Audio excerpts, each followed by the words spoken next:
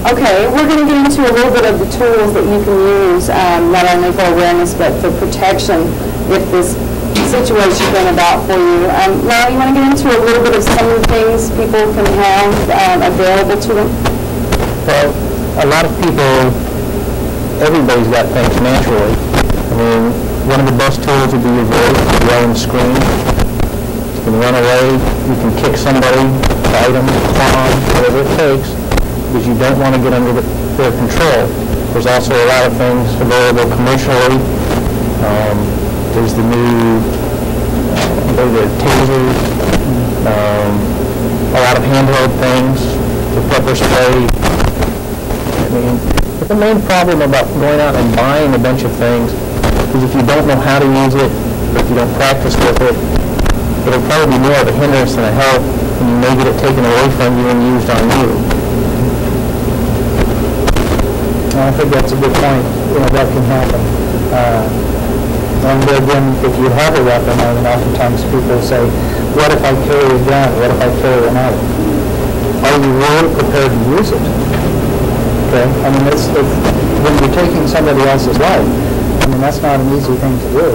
And you have to be mentally prepared and know when is the right time to do it, how much force is, necessary. So you really need to be committed. If you're going to pull a gun, if it's to that point that your life is in that much danger, you have to say to yourself, are you actually mentally prepared to do this? And am I properly trained? And the last thing you want to do is give up your gun, your knife, your weapon that you're using as defense to the other person, and now you've just unwound.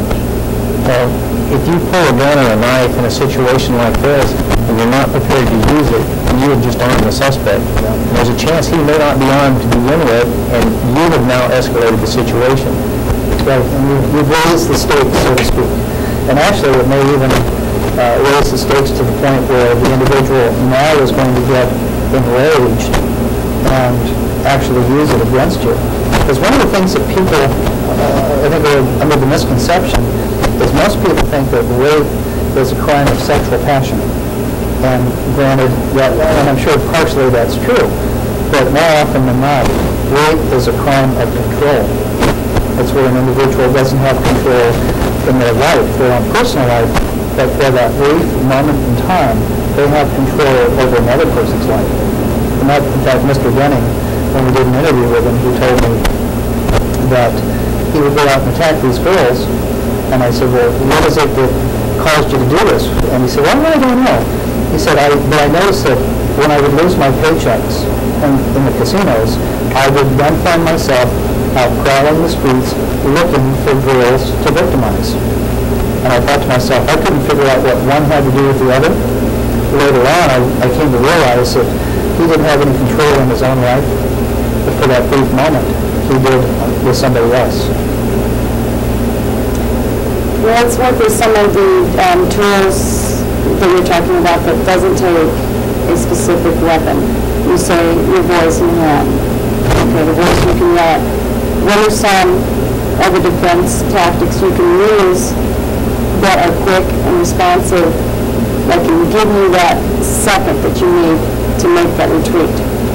I'd say your fingernails would be one of the very best ones to just rake the attacker's face. If you couldn't get to his face, go for his throat. Claw the back of his hand that's trying to grab you.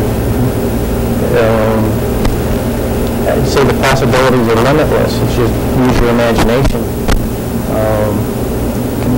Even just kicking someone in the shins might be enough to give you that second just to get out of there. Just use your imagination. Anything that works. I mean, try anything just so the suspect doesn't get that initial control. Should be enough to get you out of there.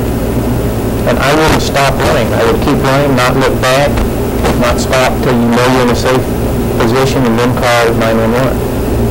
And I think that's a good point about, getting into a safe location. One of the things that has come up, well, what happens if I'm involved in a little minor accident, and I then have to pull over and exchange names with the other driver.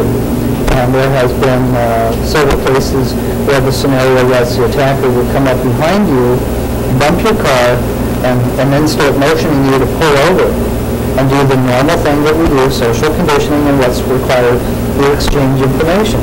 But what they were doing is they were picking the time, they were picking the place where they wanted you to get out of your car. And of course, what would happen when you stop your car? You would find yourself the victim of a sexual assault.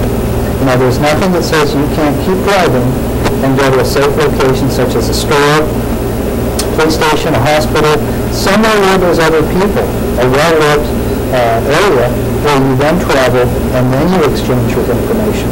Or then you call the police department from that location. You know, and around here, even along the side of a busy road like Highway 95, in a remote area, that would not be a good place to stop. Because most travelers are on the road, they're more worried about getting to where they want to go, and they might not stop. Go somewhere where there's other people. And even if the person is involved in a legitimate accident and someone later complains that they didn't pull over, if the person waits, goes someplace safe, well lit up, and calls the police department or the sheriff's office and reports it, they're not going to get in trouble. I don't think anybody would fault someone for not feeling safe and going to a safe location before stopping and calling. Yeah, I would say that wouldn't be fair. Most people say that if you're involved in an accident, aren't you supposed to stop? Yes and no. And like you stated, you know, that it really isn't a violation of the law to drive to a safe location before you exchange information. And what it really comes down to is common sense. It really is. And that comes back to prevention. It's much easier to prevent something from occurring than trying to get out of the situation once it's already started. So you control the situation, you pick the time. And I think you stated earlier, just before we went for the break, to pick the time. In other words, don't wait till the attacker's got you somewhere and then try to get away. You know, case comes to mind in the casino parking lot. Okay? The time to get out is then and there. You know, and do everything you can, because once they get you where they want you, they've now got you under control.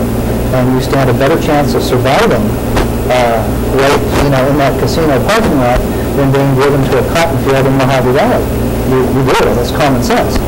And so you pick the time, you pick the place, and if the worst happened, the individual shot you, stabbed you, or whatever, I would submit to you this, that you stand a better chance of surviving because you're closer to a hospital here than if you were to go to Mojave Valley and something like that happened and you tried to find your way out of the cotton field or back street or wherever.